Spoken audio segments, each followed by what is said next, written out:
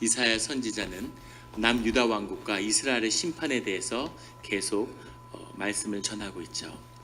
그리고 오늘 나눌 말씀은 아모스 선지자 북이스라엘의 멸망에 대한 역시 선포를 나누고 있습니다. 새벽에도 멸망과 계시, 저녁에도 멸망과 심판과 계시, 말씀이 무겁고 어려운 도전이 있습니다. 우리가 성탄절을 앞두고 계속 이런 무거운 말씀을 받게 되는 것은 주님의 특별한 우리를 향한 이번 성탄절의 의미가 새로운 것이라고 하는 그 기대와 또 소망을 주게 합니다. 새로워지는 삶이 새롭게 거듭나는 이 시기가 되기를 예수 그리스도 이름으로 축원합니다. 오늘 말씀 12절에 보면 여호와께서 이와 같이 말씀하시되 목자가 사자 입에서 양의 두 다리나 귀 조각을 건져냄과 같이 라고 말하고 있습니다. 이것은 창세기 22장에 나오는 이야기죠. 양치기가 양을 맡아서 양을 치는데 양이 사라진 겁니다. 그 주인에게 양이 사라졌지만 사자에게 먹힘을 받은 거죠. 그 입에 먹다 남은 다리나 그 귀 조각이나 그 몸의 파편들을 가지고 와서 본인의 죄가 없음을, 책임이 없음을 증명하라는 그 내용을 하나님께서 다시 인용해서 그렇게 목자가 사자 입에서 양의 두 다리나 귀 조각을 건져내는 것처럼 주님의 심판이 북이스라엘 왕국을 덮겠지만 하지만 그 가운데서도 사마리아에서 침상 모서리에 나 걸상의 방석에 앉은 이스라엘 자손도 건져냄을 입으리라. 모든 자가 멸망하는 것이 아니라 이방 나라와 이방 민족은 멸망으로 그 끝을 보겠지만 이스라엘 자손 가운데, 이스라엘 민족 가운데는 남은 자들, 주님의 건짐을 받는 자들이 있을 거라고 말씀하고 계시는 거죠. 그 멸망의 심판 가운데서도 주님의 은혜가 함께하고 있다고 주님은 말씀하고 계십니다. 그런데 여기 걸상의 방석이라고 하는 방석이 데메쉐크라는 말인데 이걸 방석으로 해석해서 걸상의 방석에 앉은, 앞에는 사마리아의 침상 모서리인데 뒤에는 걸상의 방석이에요. 근데 이 방석이 다마쉐크가 다메섹으로 보는 것이 더 합당한 해석이 아닐까 그런 생각이 듭니다. 사마리아에 앉아있는 사람이나 다메섹에 앉아있는 자들, 그렇게 그 이스라엘 땅에 변방에 앉은 자들 가운데서도 또 그 모서리나 그 걸상에 앉아있는 평범해 보이는, 세상의 눈에는 보잘것없는 그런 이스라엘 사람 가운데 구원을 받는 자가 나온다, 이렇게 보는 것이 더 정확한 해석인 것 같습니다. 아무리 멸망의 때가 깊고 아무리 심판이 거세도 주님이 그 가운데 지키는 자들이 있다는 것이죠. 환난의 때가 와도 늘 주님의 보호하심을 받는 우리 주의 자녀들이 되시기를 예수 그리스도의 이름으로 축원합니다. 13절에 보면 주 여호와 만군의 하나님의 말씀이니라.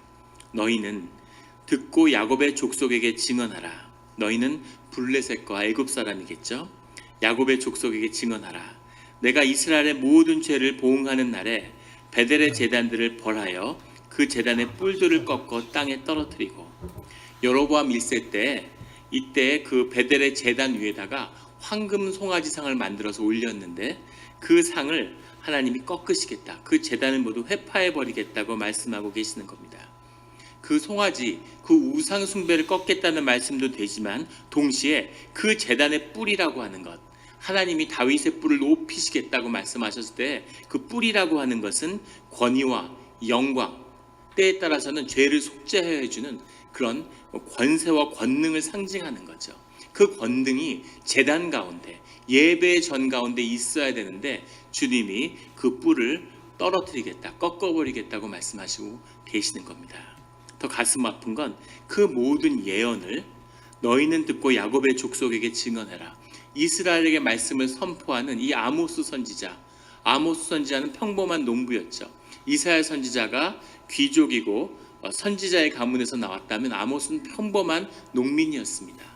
그 농민에게 말씀을 전해서 야곱의 족속에게, 이스라엘 민족에게 그 말씀을 전하는데 그 말씀을 듣지 않기 때문에 블레셋과 애굽 사람들이 하나님의 말씀을 듣고 이스라엘에게 증언하게 될 거라고 주님이 말씀하고 계시는 거죠. 마치 오늘날의 한국 교회를 보는 것 같습니다. 세상 사람들, 하나님이 모르는 사람들이 교회를 걱정해요. 교회가 저러면 될까? 교회가 저렇게 타락해도 될까? 저렇게 도덕적으로 문제가 있어도 될까? 세상에 저런 기관이 괜찮을까? 이러고 세상 사람들이 교회를 걱정하는 것처럼 오늘 블레셋과 애굽 사람들이 이스라엘의 운명을 걱정하고 그들에게 하나님의 말씀을 전하여 주는 그런 일들이 일어날 거라는 거죠. 제단과 그 민족의 지도자들이 모두 권위를 잃어버린, 오늘 새벽에 이사야서 3장의 말씀을 나눈 아이들이 세상의 지도자가 되었다. 겉옷을 입는 자에게 우리의 통치자가 되어달라고 부탁하니까 그들이 내 집에 양식이 없어서 못하겠다고 답하는 그런 시대가 올 거라는 거죠. 어떤 지도자들이 어떤 권위를 걸쳤던 그 권위가 다 사라져버려서 사람들이 속으로 비웃고 조롱하는 그런 때가 온다는 거죠.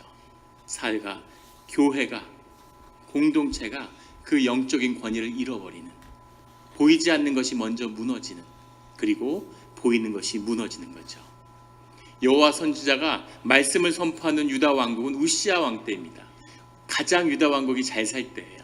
그리고 오늘 아모스 선지자가 말씀을 선포하는 북이스라엘은 여로보암의 때입니다. 이스라엘이 가장 잘 살던 때죠. 사람들이 아무 문제가 없고 경제적으로 풍요하고 번영하고 다 좋다고 하는데, 그런데 주님의 눈에는 완전히 무너져 버린 거죠. 완전히 썩어서 더 이상 회복할 수가 없다, 무너뜨리겠다고 계속 말씀하고 계시는 겁니다. 그런데 이런 아모스 선지자의 말씀에 아무도 귀를 기울이지 않는 거죠. 무언가 보이는 것이 무너질 때는 보이지 않는 것이 먼저 무너지는 겁니다. 그리고 세워질 때는 보이지 않는 것이 먼저 세워지고 그 다음에 보이는 것이 세워지는 거죠. 눈에 보이는 것이 무너지면 이미 수습할 수가 없는 겁니다. 보이지 않는 것이 무너질 때 보수하고 되돌이켜야 하는 것이죠. 교회가 영적 권위가 무너지면 목사도 장로도 안수 집사도 아무 권위가 없는 거죠. 처음에 교회에 왔을 때 안수 집사님, 어떤 서리 집사님 그런 얘기를 했어요. 안수 집사 그까짓 거 예전에 하라고 그랬는데 내가 거절했다고 그렇게 얘기를 하시는 분이 계셨어요. 그 권위가 하나도 없는 거죠. 장로님을 예배 인도자로 세우니까 왜 장로가 예배를 인도하냐고 그렇게 또 항의하는 분도 계시더라고요. 그 영적인 권위, 그 사명에 대한 권위가 없기 때문에 보이지 않는 성전이 완전히 무너져, 그 집이 무너져 내려져 있는 거죠. 그렇지 않은 경우도 본 적이 있습니다. 예전에 섬기던 교회인데 장로님이 그걸 준비하고 있었어요. 리트릿, 겨울 리트릿을 준비하는데, 근데 그 교사로 데려가려고 아들 둘한테 그 교사로 좀 너희들이 자원봉사해서 가서 그 리트릿을 섬기라고 이야기했습니다. 그러니까 그 아들들이 저는 좋다고 따라갈 줄 알았어요. 지네들이 겨울에 어디 그런 데 가보겠습니까? 스키도 타고 온천도 가고 음식도 잘 먹고 좋아라 갈 줄 알았는데 애들이 뭐라고 대답을 하냐면 기도해보고 응답하겠다고 그러더라고요. 그리고는 일주일 금식 기도를 하는 겁니다. 그리고 일주일 뒤에 자신들이 교사로 헌신하겠다고 이야기하더라고요. 그리고 리트릿을 앞두고 다시 2주 동안 금식 기도를 했습니다. 리트릿을 가기 직전인데 애들이 눈에서 레이저 광선이 나와요. 막 정말 떨기나무의 불이 그 아우라가 몸을 감싸고 있는 것 같은 그런 존귀와 영광을 내뿜더라고요. 목사님들도 이렇게 말을 걸기가 조심스러울 정도로 사명에 불타는 거죠. 근데 보는 순간 이 친구들이 가면 아이들의 삶을 완전히 바꿔놓겠구나. 그렇게 준비되고 기도하고 하나님의 권능을 받은 자들이나 아무 생각 없이 가는 자들이나 가서 하는 일은 똑같죠. 가서 뭐 성경 나누고 무슨 분방 공부하고 예배드리고 스키 타고 뭐 온천도 가고 밥 먹고 놀다가 공동체 게임도 하고 그러다 오겠죠. 똑같은 일을 하지만 그 결과는 완전히 다른 것입니다. 그것이 존재의 사역이고 하나님의 사역인 거죠. 제사를 드리고 예배를 드리는데 하는 일을 다 하는데 그 모든 것이 주님의 이름으로 주님의 일을 흉내내는 것이죠. 그것이 주님의 일이 되지 않는 겁니다. 주님의 역사가 이루어지지 않는 거죠. 주님이 그곳에 임하실 수가 없는 거죠. 그것이 준비돼야 되는데 아무런 준비 없이 하나님을 모르기 때문에 그냥 그것을 흉내내면서 듣던 대로 보던 대로 그것을 흉내내면서 그 일을 반복하고 있는 것, 이것이 오늘 이스라엘이 겪고 있는 문제인 것이죠. 그것을 하나님이 아모스 선지자의 입을 통해서 이야기하고 있는 겁니다. 4장 2절에 가면 주 여호와께서 자기의 거룩함을 두고 맹세하실 때 때가 너희에게 이를지라 사람이 갈고리로 너희를 끌어가며 낚시로 너희의 남은 자들도 그리하리라. 때가 되면 눈에 보이는 것도 무너질 때가 온다는 거죠. 보이지 않는 것이 다 무너지고 나면 이제 보이는 것이 무너지는데 그때는 아주 비참한 갈고리로 낚시로 사람을 끌어가는 실제 이런 일이 벌어졌다고 하죠. 사람들을 앞에 사람과 뒤에 사람과 뒤에 사람을 굴비 엮듯이 이렇게 묶어가지고 맨발로 바벨론에 끌어가는 그런 아시리아로 끌려가는 비참한 역사를 이스라엘 민족이 경험하게 됩니다. 삶이 무너져 내리는 것을 경험하게 되는 거죠. 4절에 가면 보다 심각한 도전을 주님이 주고 계세요. 너희는 베델에 가서 범죄하며 길갈에 가서 죄를 더하며 베델과 길갈에는 성전이 있던 곳인데 너희들이 예배 가운데 죄를 지었다고 주님이 말씀하시는 거죠. 뭐라고 말씀하시냐면 아침마다 너희 희생을 3일마다 너희 11조를 드리며 희생제라고 하는 것, 희생물을 드린다고 하는 것은 1년의 절기제사입니다. 그런데 그것을 아침마다 드렸다는 거죠. 그리고 너희가 3일마다 너희 11조를 드리고 11조는 3년에 한 번 드리는 거죠. 그런데 그것을 3일마다 드렸다는 거죠. 종교적 열심과 열정이 극에 달했다는 겁니다. 부가 있고 삶이 풍요로우니까 뭐 그까짓 것 희생제물, 그까짓 11조 막 드리는 거죠. 내 삶을 긍정하고 자기의 의를 쌓아 올리는데 아까울 게 뭐가 있겠습니까? 그것이 넘치고 있는데 주님이 그것을 죄라고 얘기하시는 거예요. 저희 같은 목사들은 참 받아들이기 힘든 말씀이죠. 헌금이 넘쳐나는데 헌금이 30배인데 주님이 그게 죄다 이렇게 말씀하시는 거예요. 예배를 매일 모이는데 저녁마다 집회를 하는데 너희가 그래서 내가 너희를 견딜 수가 없다 이렇게 주님이 말씀하시는 거죠. 뭐가 문제인 걸까요? 5절에 누룩 넣은 것을 불살라 수은제로 드리며 낙헌제를 소리내어 선포하려무나 수은제, 낙헌제 다 화목제물이죠. 네다바, 토다 이 말인데 다 화목제의 내용들입니다. 근데 이것을 너희들 계속해서 화목제를 드려. 그걸 너희들이 좋아하잖아. 이것이 너희가 기뻐하는 바니라. 너희들이 기뻐하는 거야. 나는 기뻐하지 않아. 이렇게 주님이 선을 그어서 말씀하시는 거죠. 정성을 다해서 그 수많은 물질로 시간을 다해서 성전을 세워서 예배를 드렸는데 그래 너희들 기쁘지? 계속 그렇게 해. 하지만 그것은 나하고는 상관없다. 주님이 이렇게 말씀하시는 거죠. 그리고 그 죄로 인해서 심판을 주겠다고 말씀하시는 거예요. 도대체 심판이란 뭘까요? 도대체 뭘 잘못한 겁니까? 솔로몬의 영광과 여로보암의 영광은 뭐가 다른 걸까요? 열심히 예배드리고 성전을 세우고 봉사하고 헌신하고 헌금도 많이 했는데 그런데 왜 이것을 하나님이 역겹다 그러고 이것으로 인해서 너희가 벌을 받을 거라고 말씀하시는 걸까? 이것이 우리가 접하게 되는 심판의 핵심적인 주제인 거죠. 도대체 심판이란 뭘까? 주님은 왜 우리를 심판하실까 하는 겁니다. 왜 우리를 심판하실까요? 심판당하는 우리는 도대체 심판을 통해서 무엇을 얻게 되는 걸까요? 다 죽는데 나만 사는 사마리아의 걸선과 다메섹의 방석에 앉아서 나만 살아남는 그래 나는 살았구나 주님의 이름으로 그것일까요? 주의 자녀는 살아남았구나. 생명을 잃어서 양이 통째로 먹였는데 그래도 다리와 귀는 남았구나. 그것을 주님이 우리에게 은혜와 구원으로 주시는 걸까? 그런 도전이 우리에게 오는 거죠. 성경적 심판이란 뭘까? 성경적 심판의 핵심을 우리가 먼저 봐야 할 것은 성경의 심판은 늘 지금 현재를 겨냥하고 있다고 하는 겁니다. 현재의 주제예요. 이 심판의 말씀이 나를 향하는 것입니다. 지금을 향하는 것이에요. 과거의 것도 아니고 미래의 것도 아닙니다. 이 주님의 이 계시적인 말씀이라고 하는 것은 늘 환경과 현상이란 것과 관련이 돼 있죠.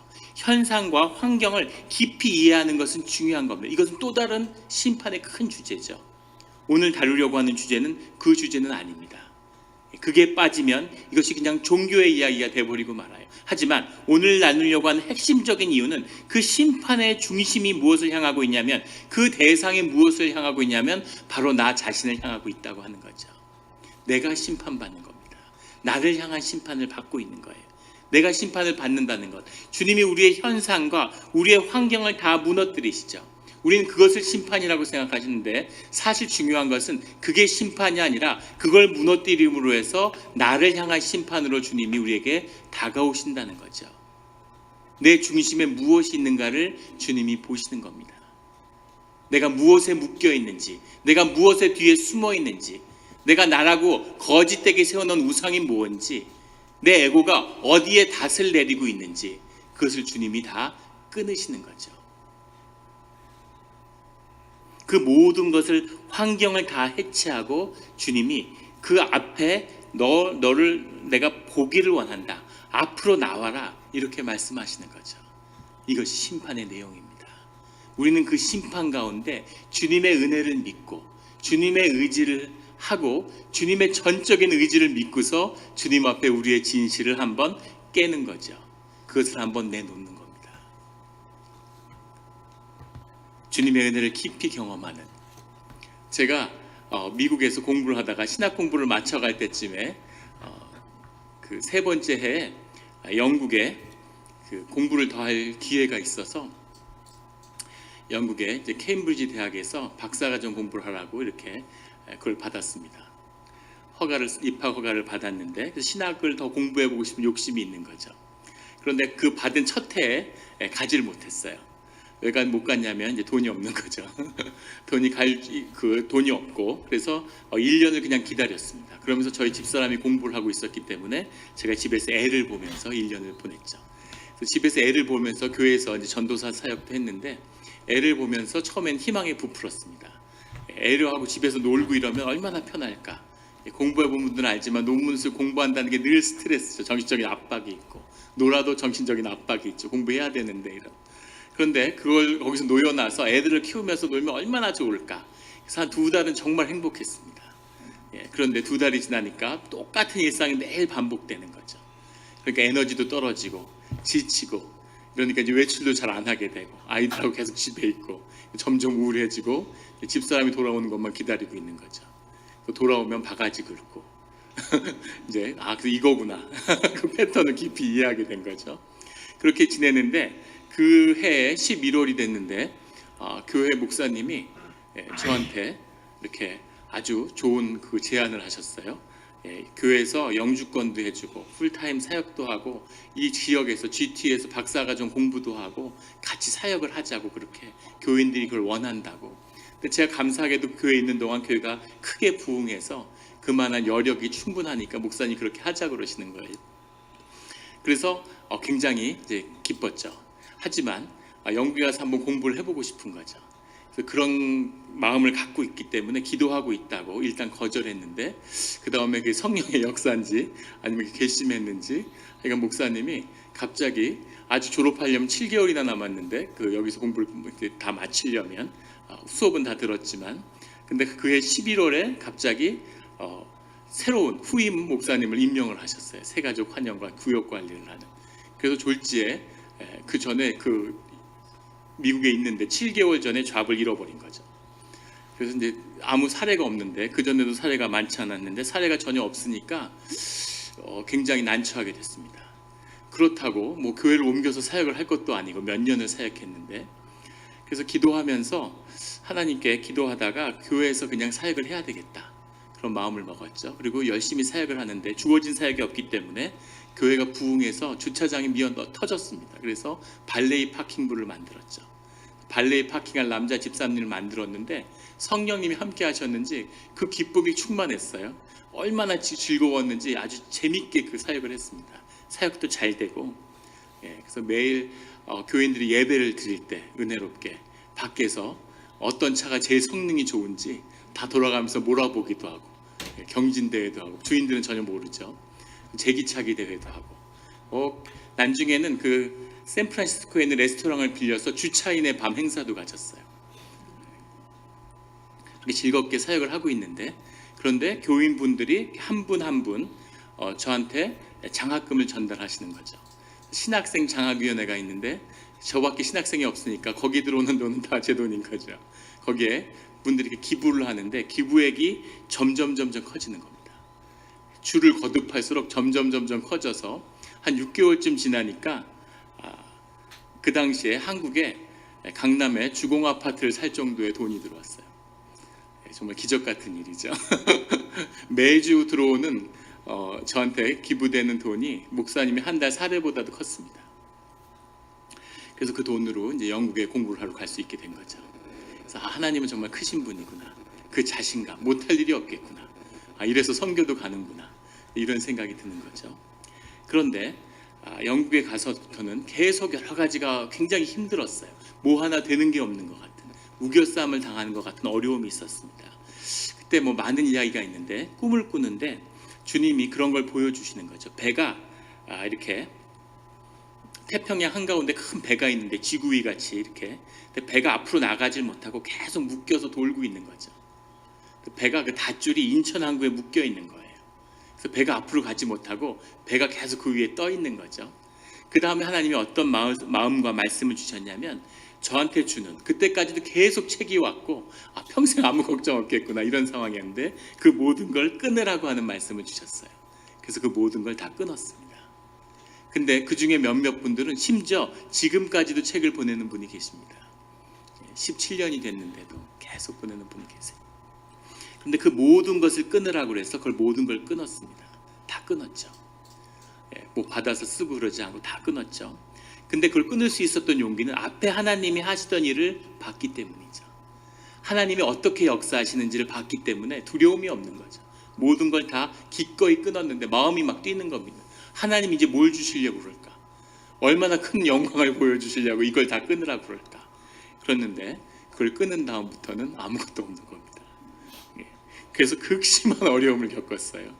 극심한 어려움을 겪는데 어느 날 예배당 앞으로 이렇게 지나가는데, 그런데 십자가를 이렇게 옆으로 이렇게 보게 되는 거죠.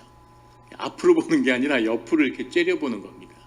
근데 마음에 어떤 마음이 있냐면, 마음 깊은 곳에 서운함이 있는 거죠. 하나님 이럴 수가 있나, 이런. 어떻게 이러실 수가 있습니까, 이런. 그런데 솔직한 마음인 거예요. 서운함이 있는 거죠. 하나님 나한테 왜 이렇게까지 하십니까? 하나님 내가 뭘 잘못했습니까? 이런 마음이 있는 거죠. 그런데 하나님이 묻고자 하는, 너한테 나는 누구냐? 주님이 이 질문을 하시는 거죠. 마치 베드로에게 네가 나를 사랑하느냐 이렇게 물으시는 것처럼. 그런데 굉장히 부끄럽고 얼굴을 들 수가 없는 겁니다. 주님이 축복해 주신다고, 더해 주신다고, 세상에 눈에 보이는 걸 더할 때는 세상의 하나님 자랑, 세상의 간증, 세상의 기쁨 다 가진 것처럼 그러다가 하나님이 딱 1년만 어렵게 하고 1, 2년만 삶을 이렇게 묶어두니까, 그러니까 불만이 안에서 속 깊은 곳에서 끓어오르는 거죠. 그런데 중요한 것은 무엇이냐면, 내가 그때까지 살아온 그때까지의 삶, 내 삶을 이뤘던 모든 경험이 내 안에서 어떤 의미를 가지는가 하는 것은 바로 그 순간의 고백에 달려 있다고 하는 겁니다. 내가 무슨 좋은 마음으로, 내가 어떠한 자세로, 내가 어떻게 살아왔느냐에 달려 있는 것이 아니라 바로 그 순간, 그 심판의 때 하나님의 우리의 중심을 물어볼 때, 그때 내가 뭐라고 주님에게 나의 진실을, 나의 중심을 들고 나오는지, 그것이 나의 경험과 나의 시간과 내 삶을 경험하게 되는 것이라는 거죠. 이것이 심판의 내용입니다. 그래서 심판의 때가 있는 거죠. 교회를 처음 나오시면 좋은 일이 많아요.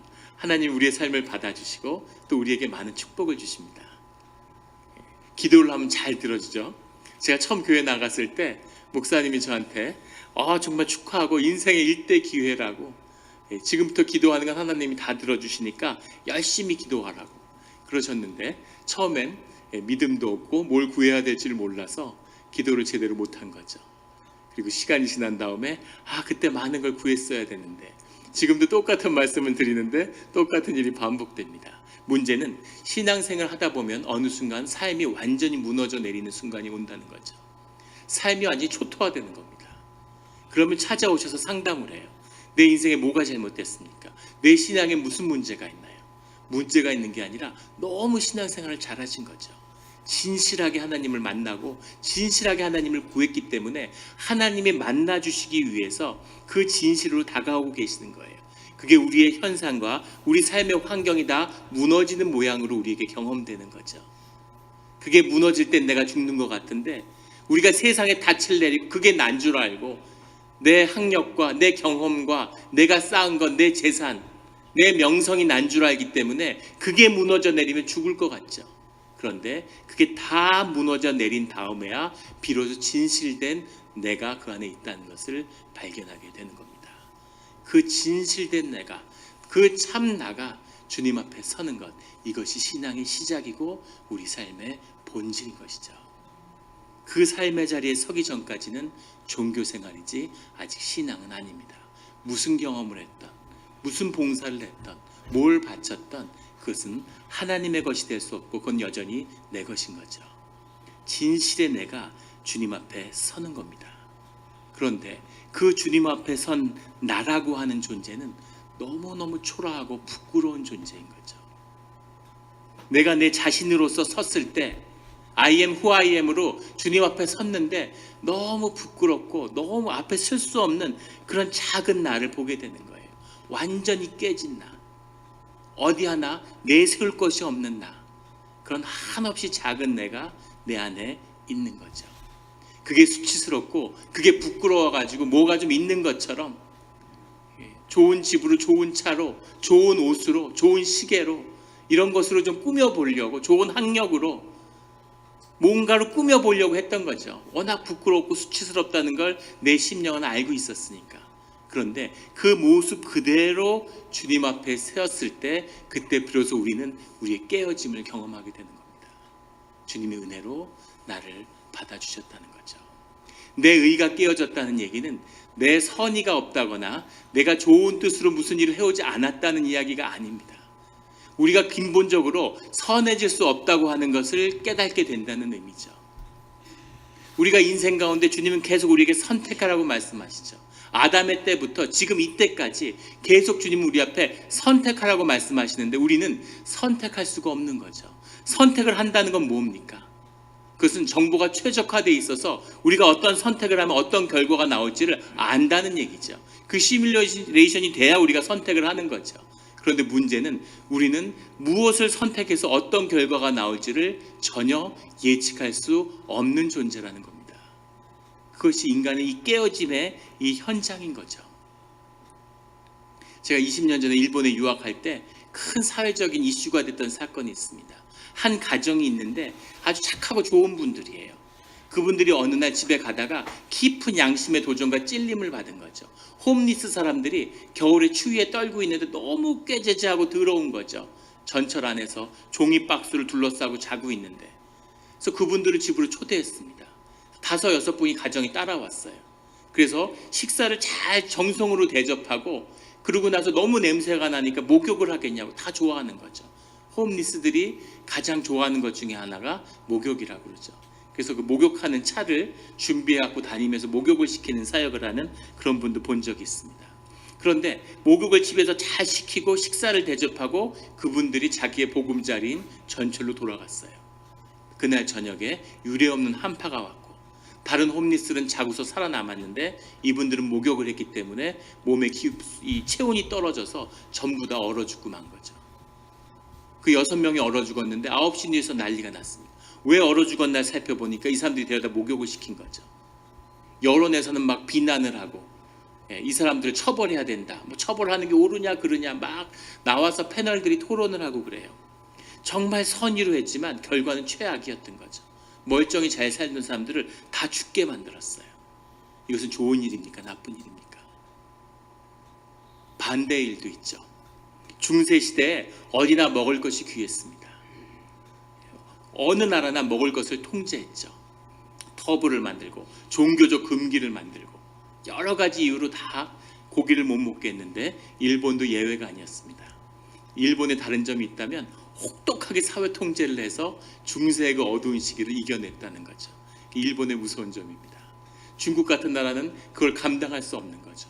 내란이 터지고 농민 막 반란이 일어나고 사회가 무너져 내리고 인구의 3분의 2가 죽고 참혹한 경험을 하게 되고 아니면 유럽에 있는 나라처럼 식민지를 개척하거나 다른 나라를 침략해서 전쟁을 하거나 나라마다 대응 방식이 다 달랐는데 우리 조선의 대응은 무엇이었습니까? 사회 통제를 느슨하게 하고 성장을 줄이는 거죠.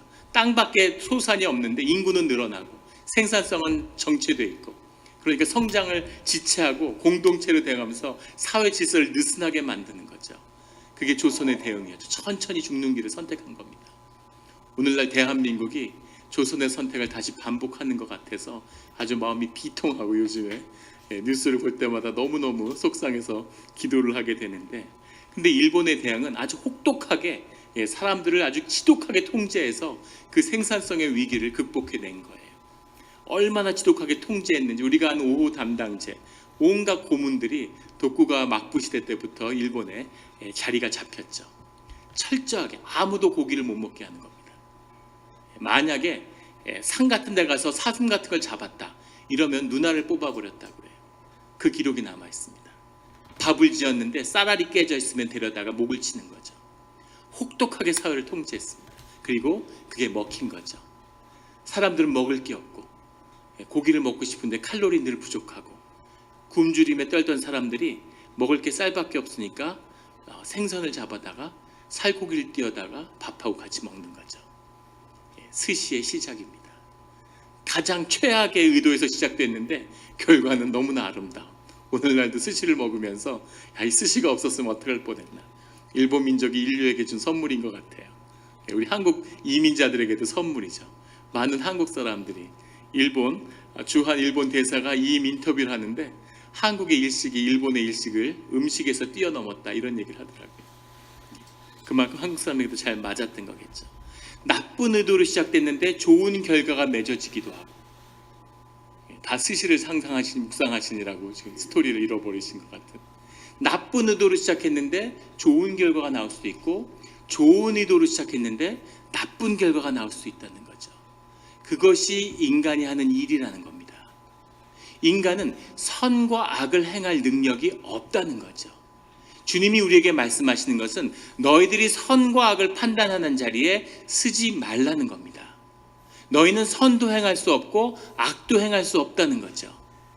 그래서 주님께 의지하라는 거죠. 마귀는 정반대의 이야기라는 겁니다. 너희가 너희 인생의 중심에 서서 선한 결정을 하고 선한 일을 행하라는 거죠. 선한 의지를 갖고. 그래서 너희의 의를 이루라는 겁니다. 그런데 하나님은 그것은 하나님의 일이고 인간은 그 일을 할 수 없다고 이야기하시고 계시는 거죠. 어떤 길을 가시겠습니까? 어떤 길이 더 솔직하신가요? 사람들이 세상을 따라 나서는 이유가 거기 있겠죠. 온전함을, 홀리스를 이룰 수 없기 때문에, 의로움과 악한가가 아니라 온전한 선함을 인간이 이룰 수 없기 때문에 인간의 선함이라는 것은 오직 주님과 연결될 때에만이, 주님과 하나가 될 때만이 나타날 수 있는 겁니다. 교회 안은 어떨까요? 한 작은 개척교회가 있는데 거기서 혼자 된 반주자가 아이를 키운 겁니다. 이민교회에서. 아이를 열심히 키웠는데 애가 너무 똑똑하고 너무 공부도 잘하고 그 공동체의 자랑으로 자란 거죠. 아이가 쑥쑥 잘 자랐는데, 그런데 동부의 명문 하버드에 입학을 하게 된 거예요. 목사님이 큰소리 꽝꽝 치는 거죠. 우리 공동체를 믿고 걱정하지 말라고. 반주자한테, 전도사님은 걱정하실 필요가 없습니다. 우리가 얘 하나 못 키우겠습니까? 우리 숫자가 몇인데. 우리가 다 서포트할 수 있으니까 걱정하지 마시라고. 우리가 키울 테니까, 우리가 돈도 학비도 뭐든 다 대서 얘를 공부시키겠다고 보란듯이. 다들 기뻐하고 그렇게 잘할 줄 알았죠. 그런데 돈을 다 모아놨는데 어느 날 네팔의 선교사님이 편지를 보낸 거죠.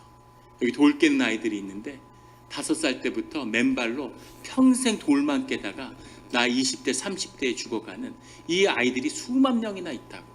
얘네들이 20불만 있으면 얘네들이 인생을 완전히 바꿀 수 있는데, 몇만 불이면 수백 명의 아이를 바꿀 수 있는데 얘네들의 인생에 한 번 손을 내밀어주면 안 되겠느냐고 그렇게 요청하는 편지를 보내는 거죠. 공동체가 흔들흔들하는 겁니다. 어떤 사람들은 이야기하죠. 수백 명을 살릴 수 있는데, 수천 명을 살릴 수도 있는데 이 한 아이가 굳이 고급 사립학교를 가야 될 필요가 뭐가 있느냐고. 지방의 로컬에 있는 그런 컬리지를 가면 되지 않느냐. 난중에 공부하면 되지 않느냐. 얘는 왜 융자 받아서 공부하면 안 되냐. 수천 명을 살릴 수 있다고 하지 않느냐. 또 다른 쪽은 얘기하는 거죠. 세상에 가난한 사람도 널렸는데 얘는 우리 가족이 아니냐. 당신 자식이면 그렇게 하겠냐. 우리가 얘를 보고 얘를 잘하고 얘를 그렇게 키우기로 약속했는데 하나님 앞에서 이제 와서 지금 그 약속을 깨겠다는 거냐. 그렇게 이야기하는 거죠. 역시 좋은 예화였습니다. 다 표정이 진지해지셨어요. 자, 이게 우리 교회의 일이라면 어떤 결정을 하시겠습니까? 싸우다가 결론이 안 나면 노예로 가야 되나요? 어떤 결론을 내시겠습니까?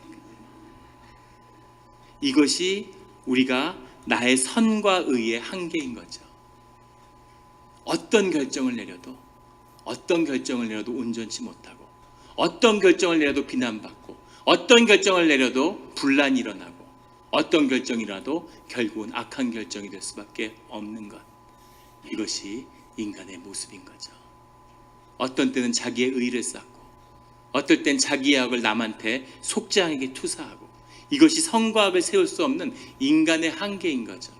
하나님 우리에게 선해지라고, 우리에게 의를 행하라고 말씀하시는 게 아니라 너희는 그런 자리에 살 수 없기 때문에 주님의 음성을 듣고 주님의 뜻을 따르라고 말씀하고 계시는 겁니다. 그 의를 이루는 것은 오직 주님밖에 안 계시는 거죠. 그러면 결국 주님은 뭐라고 말씀하시는가? 그런데 문제는 주님이 침묵하신다는 겁니다. 주님의 침묵은 뭐라고 이야기하겠습니까? 주님이 일일이 다 얘기해 주시면 그럼 무슨 문제가 있고 무슨 어려움이 있었겠어요? 문제는 주님이 침묵하고 계신다는 거죠. 주님의 침묵이 우리에게 말씀하시는 것은 그 모든 가정 가운데 너의 삶 속에서 도대체 나는 누구인가에 대해서 너희가 먼저 답하라는 거죠. 그것이 답할 때까지, 그 문제가 주님 안에서 해결될 때까지 주님은 침묵하십니다. 우리의 심령으로 진짜 나로 내가 주님께 좋아서 그것이 내가 나로서 자랄 수 있는 유일한 길이죠. 진실해질 때만이, 내가 될 때만이 자라는 겁니다. 교회에서 멋진 체하고 멋있는 척하고 그런 걸로는 삶이 되지 않는 거죠. 목사로서 늘 멋진 표정을 짓고 온화한 것처럼 하고, 이틀 전에 우리 허민성 형제가 와 있어서 우리 동네의 자랑 야니스 피자를 데려갔습니다. 감동해서 눈물이 글썽글썽해서 피자를 먹더라고요. 생각보다 너무 비싸서 좀 당황했습니다. 맛있게 먹고 집에 오는데 뭐 아이들하고 뭐 노래도 부르고 애들이 다 업돼서 기분이 너무 좋았어요. 돌아왔는데 아이들이 그날따라 아무도 열쇠를 갖고 온 애가 없고 제 열쇠 하나인데 저희 큰애가 열쇠로 문을 열다가 열쇠를 부러뜨렸습니다.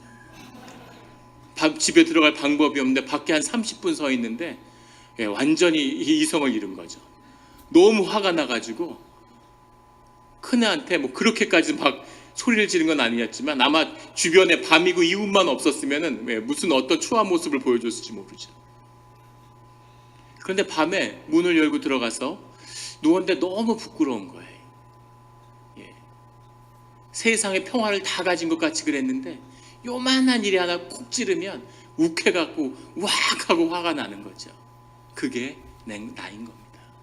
가면을 벗고 솔직한 그 모습 그대로, 그 모습으로 살아가지 않으면 내 모습이 절대 자라지 않는 거죠.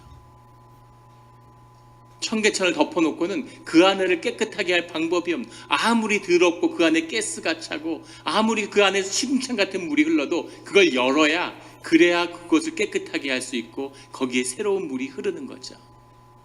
그것을 열 수 있는 것, 그것은 주님 앞에밖에 없는 겁니다. 주님에게 용납받은 사람들만이 다른 사람의 추함을 용납해 줄 수 있는 거죠. 그 모습 있는 그대로 서로 자라는 겁니다. 다 공사 중이니까, 다 부족하니까, 다 추하니까, 다 수치스러우니까.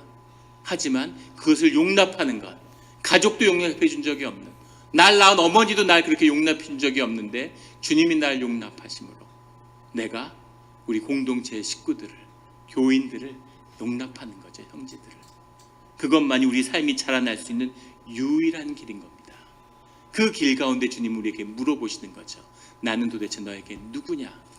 그 모습에서, 그 심령에서 자원하는 마음으로 주님께 나와서 예배드릴 때, 그 모습에서 자원하는 심령으로 주님께 나와서 찬양 드릴 때, 그 모습에 아무것도 가진 것이 없는 수치스러운 모습이지만 그 모습에서 주님께 무언가를 드리겠다고 갖고 나왔을 때에, 마치 도시락을 갖고 나온 아이처럼 성전에다가 두 입을 넣는 그 과부의 그 헌신과 같은, 주님이 들어서서 그 헌신으로, 그 마음으로 하나님이 우리 가운데 이적과 구속의 새로운 역사를 시작하시는 것, 이것이 우리에게 주어진 심판의 의미입니다. 심판이 어렵고 심판이 두려운 것이 아니라 심판이 있어야지만이 우리가 구원의 삶으로 나아갈 수 있는 거죠. 심판을 받아야지만이 내가 날 수 있는 거죠. 심판이 있어야지만이 우리 삶에 소망이 있는 겁니다. 그 심판을 받는, 지금 마음을 열고 그 추한 나의 시궁창을 들여다보지 않으면, 아직도 가면 쓰고 멋있는 척하고 사람들을 피해 다니면서 대충 뚜껑을 덮어놓고 살려고 하는 그 삶을 계속 고집하시면, 삶에 정말 돌이킬 수 없는 순간에, 정말 수습할 수 없는 그 자리에 내몰려서 자신의 시궁창을 들여다보게 되는 그런 삶을 경험하게 되는 것이죠. 오늘 자원하는 심령으로 주의 은혜 가운데 그 심판 속에서 자신의 삶을, 참된 나를 마주하는, 그것으로 인해 주님을 만나게 되는, 주님이 누구인지를 고백하게 되는 이 시간이 되기를 예수 그리스도의 이름으로 축원합니다. 기도드리시겠습니다. 하나님 아버지, 감사합니다. 주님이 계셔서 우리가 용기를 내고 주님께 용납함을 받음으로 우리가 우리의 다른 지체들을 용납할 수 있습니다. 나보다 부족한 사람이 없고, 나보다 못난 사람이 없고, 나보다 더러운 사람이 없음을 주님 보여주시니 감사합니다. 주님의 마음 안에서, 또 우리의 마음의 중심 가운데, 우리가 세상을 주님의 이름으로, 주님의 마음으로 살지도 못했지만 우리 마음의 중심에는 그래도 우리의 가장 깊은 우리 심령의 중심에는 주님이 계심을, 주님을 사랑하는 마음이 있음을 주님 앞에 고백합니다. 주님이 우리의 그리스도시고, 주님이 우리의 아버지시고, 나의 친구가 되어주셨고, 신부에겐 신랑이 되시고 자녀에게 아버지가 되시는 그런 예수님, 예수 그리스도십니다.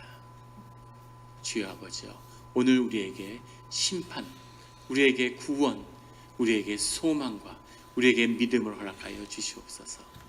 감사드리며 예수 그리스도의 이름으로 기도드렸습니다. 아멘.